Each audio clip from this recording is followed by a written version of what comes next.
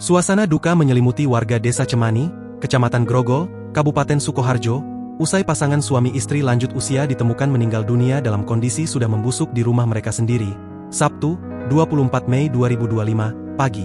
Pasangan tersebut adalah Basuki Wibowo, 78, dan sang istri, Erna Retnawati, 81, yang selama ini hanya tinggal berdua di rumah.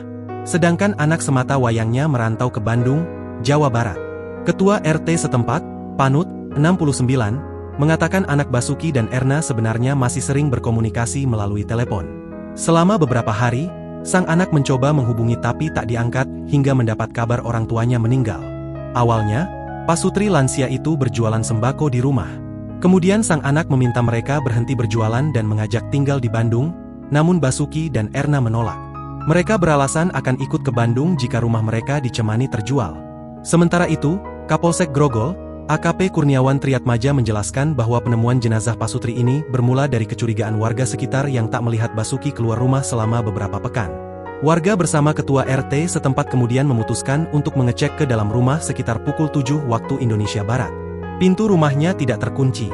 Begitu dicek ke dalam, keduanya sudah dalam kondisi meninggal dunia, ujar AKP Kurniawan saat dihubungi, Sabtu siang. Menurut informasi yang dihimpun dari warga, Erna diketahui mengalami stroke dan dalam kondisi hanya bisa terbaring di tempat tidur. Selama ini, sang suamilah yang merawatnya sehari-hari. Namun, dugaan sementara menyebutkan bahwa Basuki sempat jatuh di kamar mandi tanpa ada yang tahu. Karena tak bisa bergerak, dia akhirnya meninggal dunia. Tragisnya, sang istri yang hanya bisa berbaring tidak mendapat pertolongan dan ikut meninggal karena tak ada yang merawat. Warga yang menyaksikan kondisi tersebut langsung melapor ke Polsek Grogol.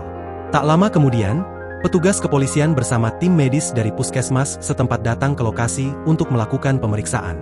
Hasil pemeriksaan tidak menunjukkan adanya tanda-tanda kekerasan, tegasnya.